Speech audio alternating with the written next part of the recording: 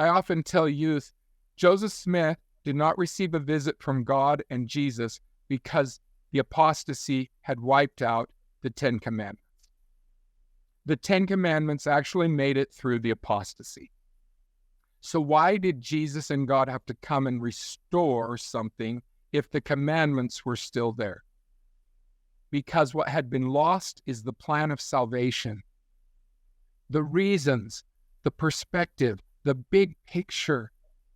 So they came not to restore rules. Ha, Joseph, you thought there were only 10 commandments. No, there's more.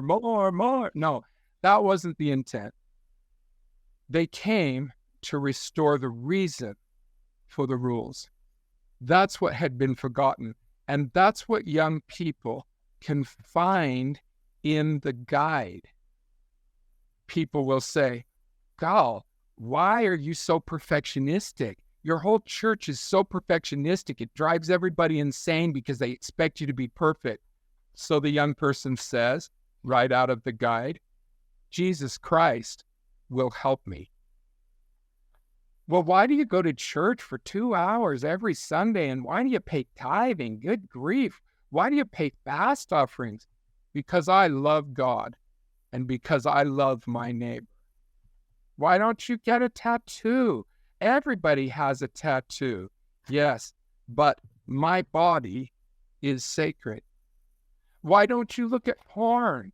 Porn is just harmless adult entertainment, but I want to walk in the light. I hope young people, parents, leaders will recognize that in the higher law, we find the reasons that can keep us moving forward in our goal to reach our eternal potential.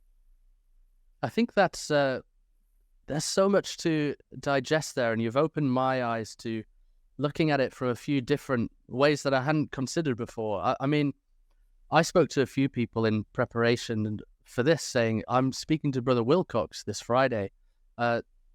Is there anything that, if you were in my shoes, what would you speak to him about? And a few people had said, well, I'd be interested to know if there were discussions about this due for the Strength of Youth Guide, and if the openness of it and the principles allowed room for youth to think, oh, well, not being honest with themselves, doing that. And I think I love the way that you express it as reasons, not rules. And I think also something that you brought up there is that I feel like parents have had this big burden on them to be the gatekeepers in a way, because everyone knows the rules and the specifics, and they have to enforce that specific thing and say, no, you can't go out like that.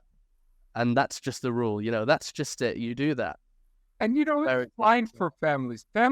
Parents know their children. And so instead of letting the church set a rule for everyone in the world, parents can set rules. If a parent cares about a curfew, man, set the curfew. You have the right as a parent to set some rules in your family, but I hope that rule would be taught within the context of the principles. Yes, that's it. They no longer have to tell them off for it in a way and feel like they're restricting their child, because Elder Uchtdorf spoke brilliantly of that in that conference where he said, I feel so bad for the youth that they constantly, I can't do this, I can't do that. Whereas the parents now can play a role of inviting rather than restricting. And as you said, why don't you come and actually read it with me, and you'll see that everything's in there. But it's well stated. Why? Elder Uchtdorf, in the meeting before General Conference, the leadership meeting, he was explaining to the general authorities. He said, our youth have been known for too long by what they can and cannot do. And you know that. I mean, when you were growing up, everybody said, oh, you don't drink coffee, you don't smoke. Especially in the UK, where they're less familiar with this. Yeah. You can't have sex before you get married. You can't. I mean, people know our rules. Even they don't know we're Christian. but they know we don't drink coffee. And Elder Uchtdorf's words really touched me. He said, our youth have been known for too long by what they can and cannot do. It's time they were known because of their love of Jesus Christ and because of the reasons that they keep the rules.